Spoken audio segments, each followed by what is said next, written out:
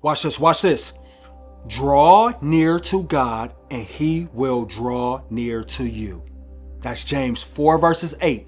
And that verse sounds very simple, but if we're actually being real, it's one of the hardest to live out when you actually feel broken. Because think about it. When you're hurting, the last thing that you actually want to do is reach out. Let's be honest. You want to shut down, you want to hide, you want to isolate.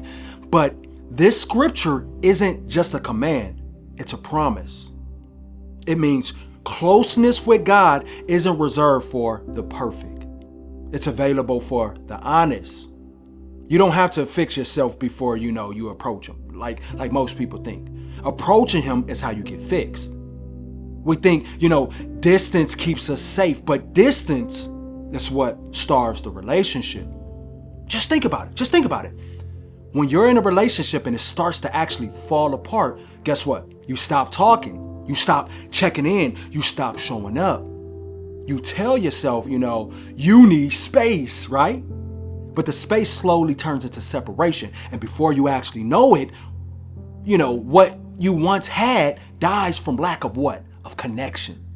That's how distance actually kills love. You know what I'm saying? The same thing happens with God. The more you actually pull away, the harder it becomes to feel him. Remember that. The relationship doesn't die because, he stopped showing up. It dies because you stop communicating. That's why, you can't afford to distance yourself from him. You can't afford it. Even when you don't feel worthy, you know what I'm saying? Even when you don't have the words, even when you feel super numb, you need to keep showing up because relationships require proximity. If you want to build a better relationship with God, with him, start where you are, not where you wish you were. Stop performing and start being actually present. Tell him the truth. Tell him, you're mad. Tell him you're confused. Tell him you're tired and questioning, He'd rather have the real you than a fake version that pretends everything is fine. You know that. Anybody would. Real relationship with God isn't, built through ritual. It's built through honesty. Talk to him in your car. Talk to him in the shower. Talk to him when you can't sleep at night. That's what I do. That's prayer too. You don't need perfect words. You just need a willing heart. The key to getting closer is consistency, not correctness. You build that relationship by including him in your everyday life, not just on the church days. Keeping him in your thoughts and your routines and your mistakes and your decisions. Add him to it. That's how intimacy is formed. Because the truth is watch this. Broken people build the most authentic bonds with God. That's facts. Why? Not because, they're strong, but because they've run out of everything else to lean on. They at rock bottom. Psalm 73 verses 26 says, "My flesh and my heart may fail, but God is the strength of my heart and my portion forever."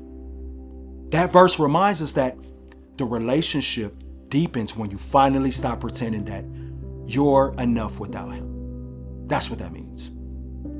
That's when trust actually becomes real. When you say, "God, I'm not okay, but I'm still here." That's worship. That's faith. And if you're in that place right now, my friend, the numb, the quiet, the healing, just know this. He hasn't left. He's closer than he has ever been, actually. The silence isn't distance, it's depth. Sometimes I feel like God hides not to really test your loyalty, but to strengthen your sensitivity. Because when the noise fades, that's when you start to actually hear him. You don't build a better relationship by being more religious. That's what I thought for so long. You build it by being real. So if you feel broken right now, congratulations. You are right where God does his best work. So draw near and he'll meet you there. Not with judgment, you know what I'm saying? But with presence. Because he doesn't need you perfect. Like I always say, he just needs you willing. And if you're wondering how to start today, here's where you begin. Watch this. Number 1, Talk to him like he's right there beside you, because he is. You don't need fancy words, you know what I'm saying? Just say what's on your heart. That's all you got to do. And number 2, spend time in his word daily. Even if it's one verse, just one, because his voice is hidden in his word. And you have to remember that. And number 3, practice silence. Turn off the noise for a few minutes. You know what I'm saying? Every day, do this. Just sit with him. No music, no scrolling, no rushing, just stillness. That's where peace grows. Number 4, y'all know I'm big on this one.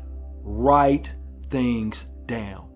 Journal your prayers, your questions, your gratitude, because sometimes the proof of his presence shows up when you read what you wrote a long time ago. That's facts. And last, forgive yourself. Stop approaching God like he's keeping score. He already cleared the scoreboard when he gave you grace, my friend. You got to remember that.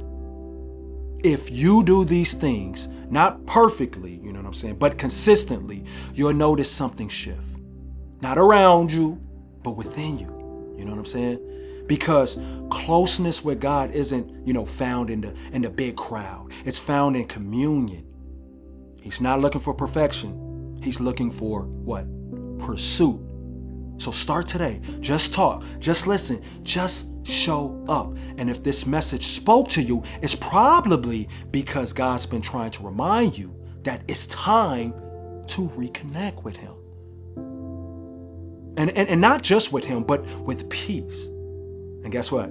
That's exactly why I wrote that ebook, Letting Go When God Says So. That's why I created it. It's not just words. It's a process that'll walk you through healing, release and rediscover who you are in him.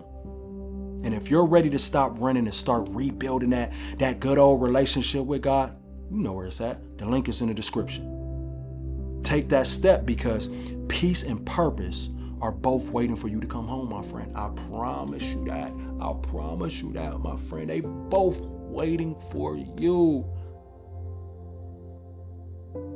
Y'all know I'm yapping.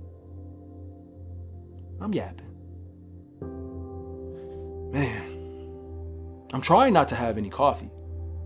It's just a little side note. I'm trying not to have any coffee. Today was one of the first times in a long time that I didn't have no coffee. And guess what? I'm craving it so bad right now. But I still feel good.